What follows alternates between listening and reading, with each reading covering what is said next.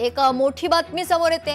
भाजप नेत्या नाझिया इलाही यांच्या प्रेषित पैगंबर यांच्या विरोधात केलेल्या वक्तव्याविरोधात परभणीत काँग्रेसच्या वतीने आंदोलन करण्यात आले। गुन्हा दाखल करण्याची आंदोलकांनी मागणी केली आहे।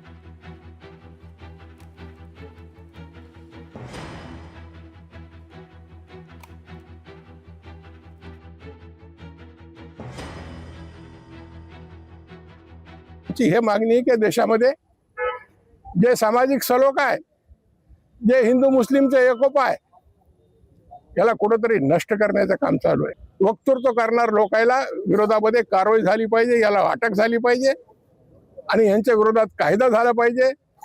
ज्याप्रमाणे ॲट्रॉसिटी ऍक्ट हे देशामध्ये लागू झाला, व्ही.पी. सिंगांनी केलं, तसा एक ऍक्ट हे सरकार तो करणार नाही, पण मुसलमानाच्या संरक्षणासाठी सुद्धा तसा प्रकारचा संरक्षण कायदा हे देशामध्ये तयार करण्याची आवश्यकता आहे। लोकशाही मराठी ऐका, पहा, जागरूक रहा।